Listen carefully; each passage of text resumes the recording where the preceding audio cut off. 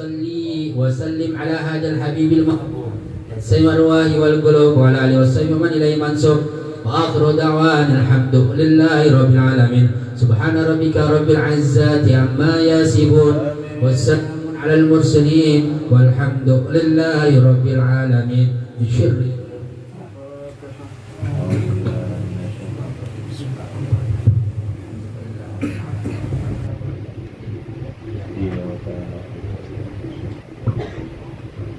Hadirin dirahmati Allah Subhanahu wa taala. Alhamdulillah kami ucapkan selamat datang kepada guru kita Ustaz Haji Diyatullah bin Haji Harun. Kita doakan Allah Subhanahu wa taala berikan panjang umur sehat wal afiat dan bisa memimpin kita ke jalan Allah Subhanahu wa taala. Baik, ke jalan selanjutnya mari kita dengarkan maidah sana yang akan disampaikan oleh guru kita Ustaz Haji Diyatullah bin Haji Harun. Pada waktu dan tempat kami persilakan oleh tafadhol masykuran. Sallallahu alaihi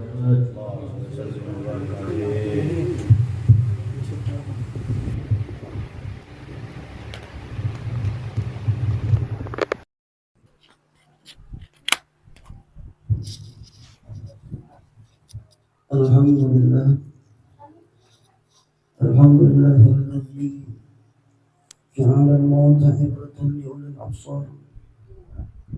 أشهد أن لا إله إلا الله وحده لا شريك له شهادة تنجيك إلها من أهوال يوم النشور. وأشهد أن سيدنا ونبينا محمدا عبده ورسوله صاحب اللواء المنشور. اللهم صل وسلم وبارك على سيدنا محمد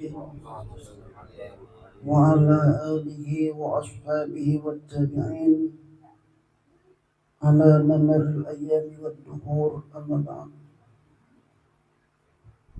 معاشر المحترمين para asatidzah, بالخصوص sahibul hajah, keluarga besar dari Bapak Hasan bin Musa, para jemaah sekalian yang tidak pakai sebutkan namanya satu persatu, namun tidak mengurangi mahabbah dan ta'zim kami. Alhamdulillah wa syukurillah. Terlebih dahulu kita bersyukur kepada Allah Subhanahu wa taala di malam ini kita dapat berkumpul di kediaman orang tua kita, Bapak Hasan bin Musa, di dalam rangka acara haul berkenaan dengan beberapa tahun yang lalu wafat daripada saudara kita, guru kita yang pertama, Ustaz Wahyudi bin Hasan wa akhihi Fitrah Ramadan bin Hasan. Harapan dan doa mudah-mudahan almarhumin senantiasa dirahmati Allah Subhanahu wa taala, dimaafkan segala kesalahannya, diterima segala amal ibadahnya, dan mudah-mudahan kebaikan yang beliau laksanakan di waktu hidup senantiasa menjadi amal yang senantiasa mengalir, sehingga dalam kehidupan alam barzahnya beliau mendapatkan kenikmatan-kenikmatan yang merupakan bagian daripada nikmat kubur. Salawat dan salam senantiasa tercurahkan teruntuk bimbingan kita Nabi besar Muhammad SAW beserta para keluarga dan para sahabat-sahabatnya. Para jamaah sekalian,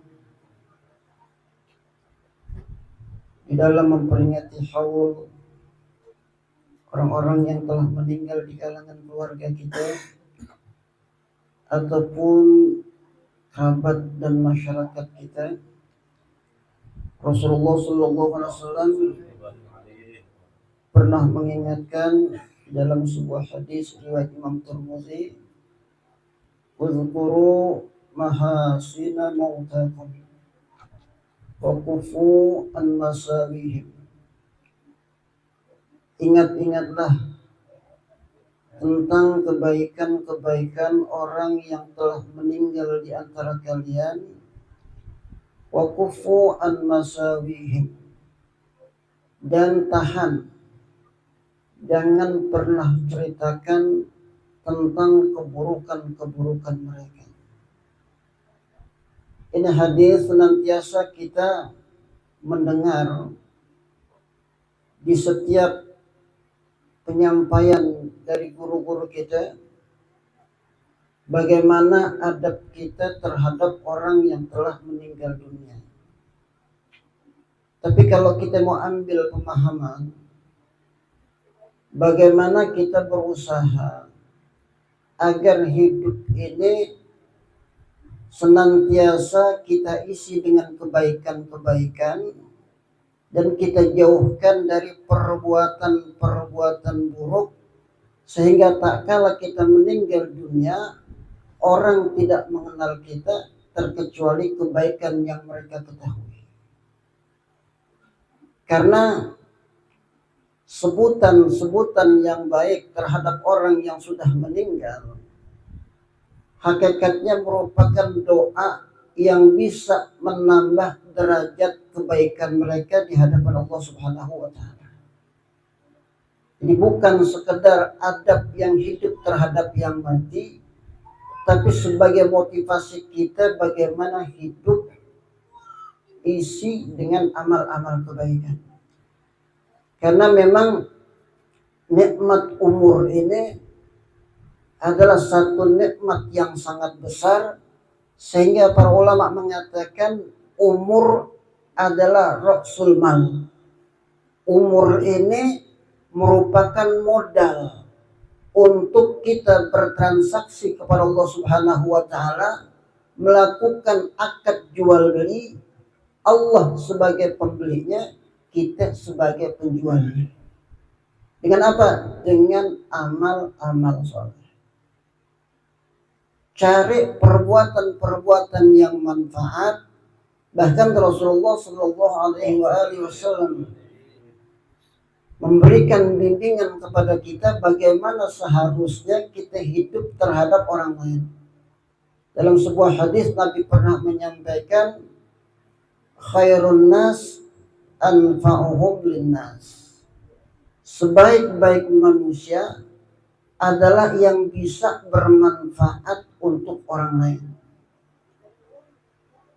Tidak mesti kita harus duduk di majelis taklim menyampaikan ilmu ataupun di masjid dan mushola, tapi sesuatu yang bisa orang lain mengambil manfaat buat kita, bukan sekedar perkara-perkara agama, tapi perkara-perkara dunia yang bisa menyampaikan orang ingat kepada Allah Subhanahu wa taala. Hakikatnya kita menjadi orang yang manfaat buat orang lain, maka di saat itulah kita menjadi orang yang terbaik di hadapan Allah Subhanahu wa taala. Lebih-lebih kalau kita bisa memanfaatkan di usia muda, usia syabab. Menurut Imam Ibnul Jauzi, sebagaimana dikutip Imam Al-Haddad dalam kitab beliau Sabilul Ibtikar, syabab itu berkisar antara umur usia baligh sampai 35 tahun. Ini umur yang istimewa. Sampai di dalam hadis qudsi Allah Subhanahu wa taala menyatakan, ayyuhasyab at-tariku syahwatahu anta indi ka ba'di malaikati. Wahai para pemuda yang mampu meninggalkan syahwatnya, anta indi ka ba'di malaikati. Kalian di sisiku seperti kedudukan para malaikat-malaikat. Saking istimewa, dan Allah Subhanahu wa taala banggakan terhadap syabab yang mampu mengekang keinginan-keinginan syahwat untuk lebih mendekatkan diri kepada Allah Subhanahu wa taala.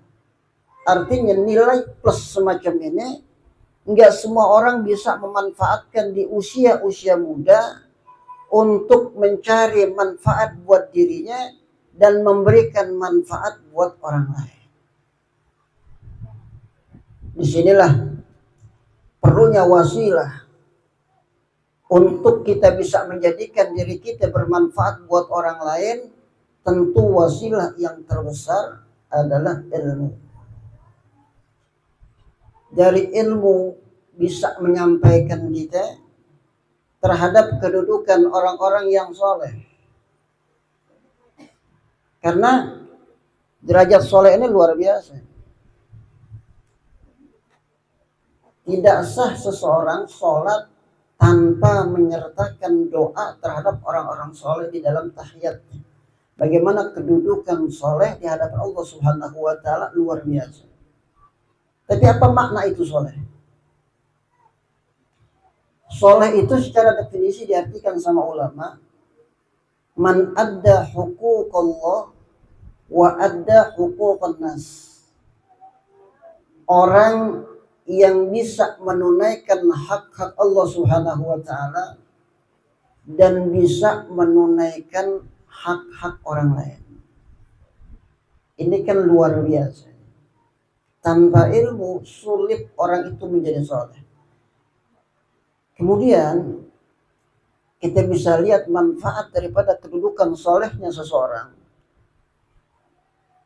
Kita mengetahui salah satu kisah antara Nabi Musa alaihissalam dengan Nabi Khidir alaihissalam. Salah satu peristiwa yang terjadi antara mereka, bagaimana tak kala mereka datang ke satu kota, kemudian minta dijamu karena perjalanan yang jauh, tapi penduduk tersebut tidak ada yang mau menjamu, sehingga ketika melihat satu tembok akan runtuh, bagaimana kita mengetahui Nabi Khidir alaihissalam kemudian memperbaiki. Ketika Nabi Musa mengatakan coba engkau minta upah, maka di antara nasihat Nabi Khidir alaihissalam yang tidak diketahui Nabi Musa, bahwasanya di dalam rumah tersebut ada harta milik anak yatim, yang ungkapan beliau sebagaimana difirmankan Allah Subhanahu wa Ta'ala, wa kana abuhuma sholihah. Kedudukan ayah daripada dua anak yatim tersebut adalah orang yang soleh. Satu sahabat mengatakan, ini abuhuma di sini bukan ayah kandung langsung, tetapi kakek yang sampai pada tingkatan ketujuh. Artinya orang yang soleh bisa melindungi keturunannya bahkan sampai 7 turunan, bukan sekedar perkara dunia. Kalau tadi kan harta perkara dunia. Kalau perkara dunia saja dengan kesolehan kakeknya yang jauh di atas dilindungi anak keturunannya, bagaimana dengan agama keturunan orang-orang yang soleh? Makanya kalau kita perhatiin, hampir semua sadah Bani Alwi itu rata-rata keturunannya nyambung terus di dalam kesolehannya. Kenapa? Allah pelihara kesolehan orang tua mereka terus sampai turunan-turunannya, bukan sekedar dunianya tapi masalah agamanya. Ini yang terpenting. Maka setiap majlis-majlis yang kita hadir di dalamnya, niatkan dengan berbagai macam niat kebaikan. Karena setiap kali kita hadir di majlis, biasanya kan ada keinginan-keinginan. Ketika kita baca kitab, dikisahkan tentang kehidupan orang-orang soleh, para aulia Allah solihin. Kadang-kadang di hati kita terbesit, pengen kayak begitu. Itu harapan doa.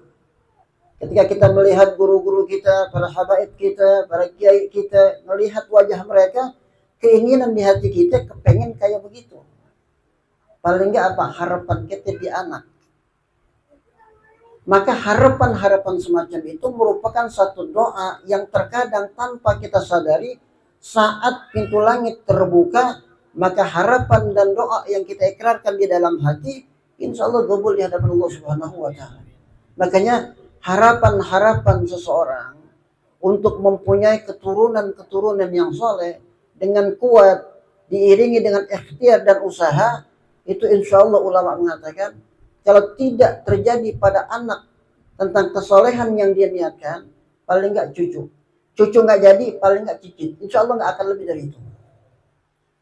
Jadi ini yang perlu betul-betul kita usahakan di setiap majlis bagaimana niat-niat baik kita agar kita bisa bermanfaat buat orang lain, bil khususnya bermanfaat buat diri kita, keluarga kita, tetangga kita, bahkan kaum muslimin secara umum.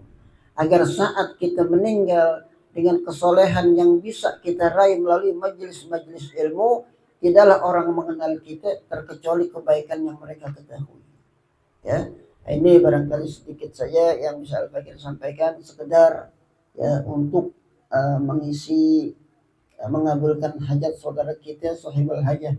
Insyaallah niat kita kalau suruh ya, niat untuk menyenangkan hati yang punya hajat, mudah-mudahan walaupun sedikit niat mengabulkan hajat sahibul bait, Allah Ta'ala mengabulkan hajat-hajat Al-Fakir yang tentunya hajat Al-Fakir lebih banyak daripada hajat sahibul bait. Juga mudah-mudahan dengan kalimat yang singkat menjadi penyebab Allah Subhanahu wa taala ridha kepada Al-Fakir maupun kepada kita semua ya. Mohon maaf juga karena memang agak sedikit capek ya. Kebetulan lagi capek datang ya, jadi memang agak berat juga sebenarnya datang ya. Jadi pengajian juga agak dicepetin. Kebetulan dari pagi memang sudah kata pos kita hadir acara maulid di tempat kita punya guru, dan kebetulan di Al-Fakir ngajar di sana di tempatnya guru kami Al-Ustadzul Habib Muhammad Hafiz bin Fardin Al-Drus ya. Jadi pulang dari sana agak siang, kemudian juga ada pengajian lagi, maghrib juga ada badal isya juga, jadi agak sedikit lebih capek ya. Bukan apa namanya, nggak ada niat takabur sama sekali. Jadi biar bisa dipahami kondisi kita yang barangkali bisa Al-Fakir sampaikan, mudah-mudahan sekali lagi yang sedikit ada manfaatnya, dan andaikan ada yang benar semata-mata tentang Allah Subhanahu wa taala, mudah-mudahan Allah bisa kita kasih manfaat. Andaikan ada yang salah semata-mata kekurangan dari Al-Fakir, mudah-mudahan Allah taala sempurnakan. Hadza minni wallahu a'lam bissawab. Assalamualaikum warahmatullahi wabarakatuh.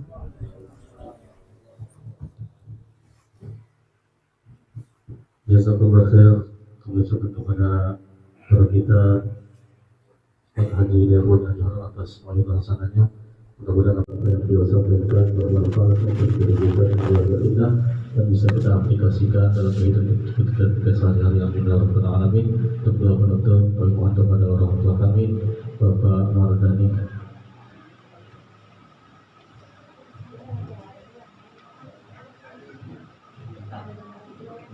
Astagfirullah.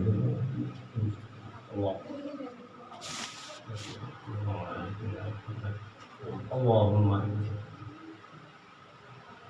Rabbana taqabbal innaka antas sami'ul 'alim wa tub 'alaina innaka antat tawwabur rahim. Rabbighfir warham wa anta khairur rahimin. Taqwahum fiha subhanakallahumma wa ta'ala salam wa akhiru da'wahum alhamdulillah.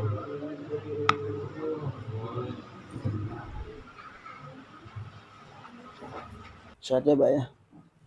Sehat ya? Sehat ya?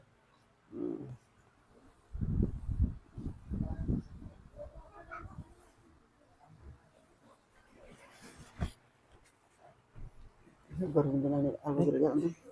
Baru mengenal Al-Fakir ya? Apa namanya ya? Waktu ada yang Al-Fakir atau ada? Ada. Nasami hendak siapa namanya? Azmi. Tinggal di mana? Oh,